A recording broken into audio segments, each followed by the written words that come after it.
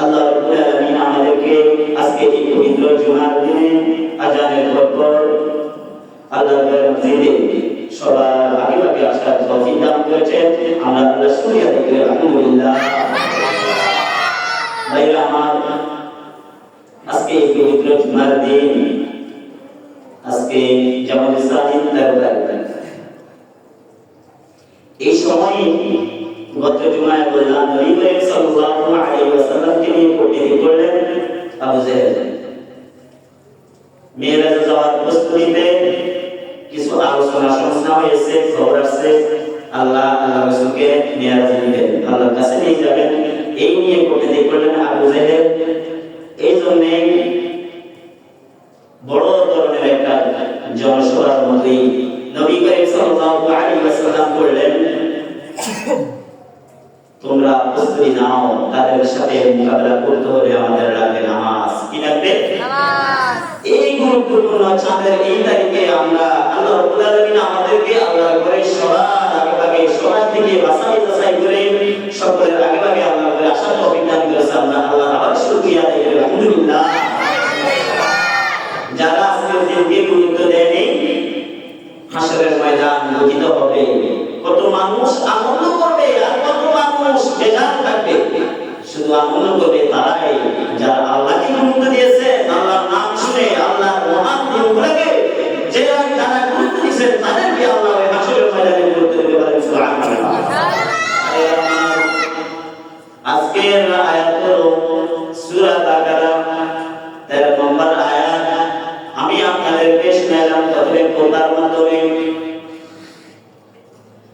মাধ্যমে আমি আপনাদেরকে শোনালাম আয়াত হলো 13, সূরা হলো বাকারা 2 নম্বর সূরা বাকারা 13 নম্বর আয়াতে আল্লাহ বলেন, ওয়া ইযা লাকুল লাযিনা আমানু ক্বালু আমান্না, ওয়া ইযা লাকুল লাযিনা আমানু ক্বালু আমান্না, ওয়া ইযা খালাউ ইলা শায়াতিনহিম ক্বালু ইন্না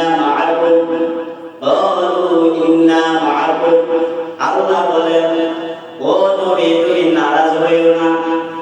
তুমি যে সকলকে আজকে ডাক দিলা, তুমি একটা জনসভা মিল করলা, সবাইকে একত্রিত করলা, তুমি বেজার হইও না।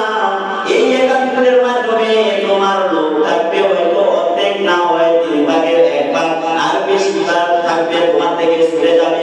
অনেক মানুষ এখানে তোমার সাহাবাইরা আছে শুধু তোমার থেকে কথা কেনার জন্য, তোমার কথা শোনার জন্য। এই নিয়ে তারা এখান থেকে উঠে যাওয়ার পর তারা আবার কোর্টে শুরু করবে,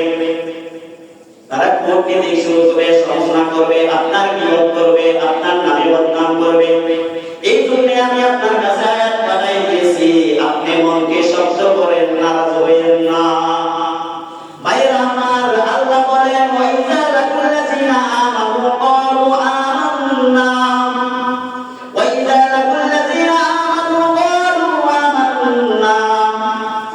দেখেন, আপনার পরে আপনি জনসভা করার পরে, আয়োজন করার পরে, পরের মধ্যে আপনি পরের দিন শুনতে পাবেন আপনার নামে কেমন আলোচনা আবার সমালোচনা হয়েছে, বদনাম হয়েছে কিনা আর শোনা হয়েছে কিনা আপনি বুঝতে পারবেন।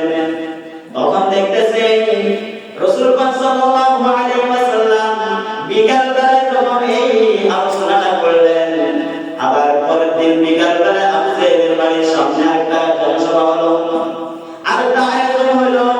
এখন নবী করিম সাল্লাল্লাহু আলাইহি ওয়াসাল্লামের সামনে যারা ছিল এর থেকে 3 ভাগ ওই জনসভায় বসে গেছে, ওই আলোচনা শোনার জন্য চলে গেছে।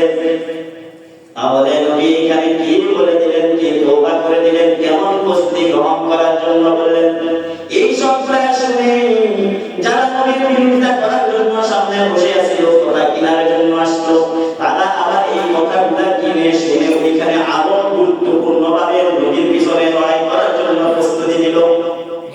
এই জন্য ভাইরা আমার, এই মুহূর্তে এই সময় আমাদের দেশে না সারা বিশ্বের মাধ্যমে যেখানে দেখবেন মাহফিল হয়, যেখানে ধর্মীয় আলোচনা হয়, ওইখানের মাধ্যমে মানুষ জায়গা দেওয়া যায় না।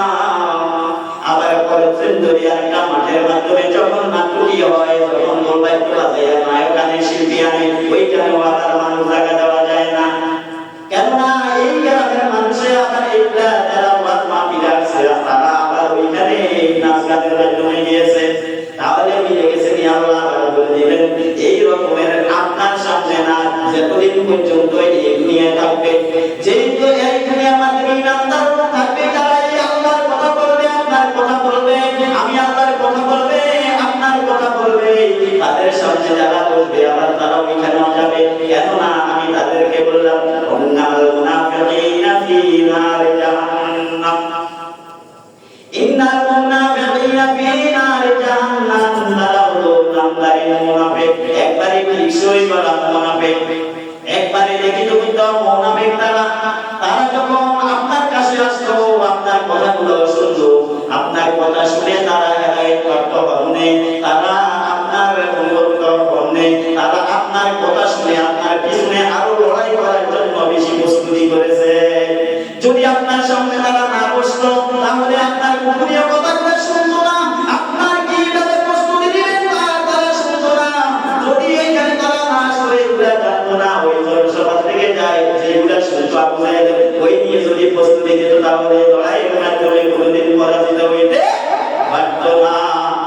ভাইরা আমার, এখন দেখেন আমাদের দেশে এমন একটা পরিস্থিতি হয়ে গেল,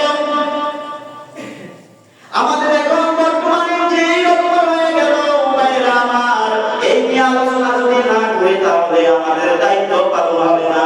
আসলে ময়দানে আমার মতো ভালো ভালো আলেম জাহান্নামে চলে যাবে, আর মুখের মাধ্যমে লাগাম লাগাইয়া তাদের গলার মাধ্যমে শিকল লাগাইয়া আপনারা যারা মুনাফিক, যারা খারাপ লোক, তারা তো জাহান্নামে ফালাই দিল, আর কেউ দেখবে না। এইরকম